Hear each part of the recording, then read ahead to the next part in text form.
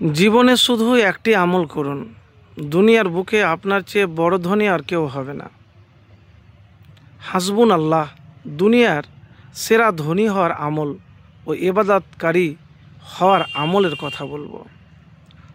প্রিয় ভাই, দুনিয়াতে আমরা সকলেই কিন্তু ধনী হতে চাই। তো ধনী আসলে কে? যদি আপনি প্রকৃত মুমিন হন, মুসলিম হন, আল্লাহওয়ালা হন, পরহেজগার হন, তাহলে এই হাদিসটা আপনাকে জানতে হবে। কি হাদিস? নবীজি সাল্লাল্লাহু আলাইহি সাল্লাম বলেছেন, যার অর্থ আছে, ধন সম্পদ আছে, প্রাচার্য আছে, সে ধনী নয়। ধনী তো হলো সেই যে অন্তরের ধনী। প্রিয় ভাই, টাকার পিছনে ছুটলে কখনো আপনি টাকা পাবেন না। ধনী হওয়ার পিছনে আপনি যদি ছুটেন যে আমি ধনী হব, কখনো হতে পারবেন না। টাকার পিছনে না ছুটে আপনি কর্মের পিছনে ছুটুন। আল্লাহর কাছে আপনি সাহায্য চান, আল্লাহর প্রতি ভরসা রাখেন। দেখা গেল আপনি পরিশ্রম অনেক করছেন, অনেক করার পরও পরিশ্রমে আপনি ফল পাচ্ছেন না, ব্যর্থ হয়েছেন, কোনো ফল নাই। তো আমি যে আমলের কথা বললাম ভাই, ধনী মুখে হতে চাইলে তো হবে না।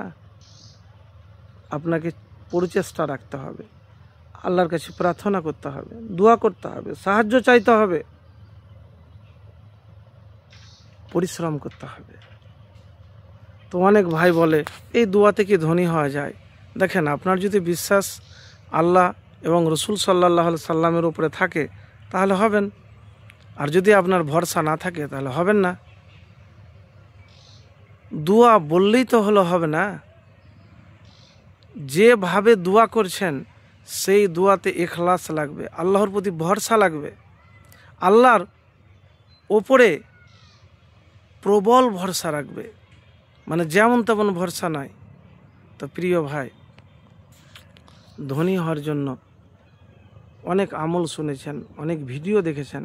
আমি এতটুকুন বলবো ভাই, যে প্রথমে দুনিয়াতে আগে অন্তরের ধনী হন। আল্লাহ যা দিয়েছে, যতটুকু দিয়েছে, আপনি সেটাকে শুকরিয়া আদায় করুন। হতাশ বা নিরাশ না হয়ে আল্লাহ যতটুকুন আপনাকে যা দিয়েছে আপনি শুকরিয়া আদায় করুন, মনটাকে বড় করুন। দেখেন, টাকা আপনার কাছে অনেক আছে, কিন্তু মন, ব্যবহার এইগুলি নাই। তো জীবনে ধনী হওয়ার আগে অন্তরের ধনী হন, পরিশ্রম করুন, আল্লাহর প্রতি ভরসা রাখুন, আর হাসবুন আল্লাহ ওয়া নিমাল ওয়াকিল বেশি করে পাঠ করুন।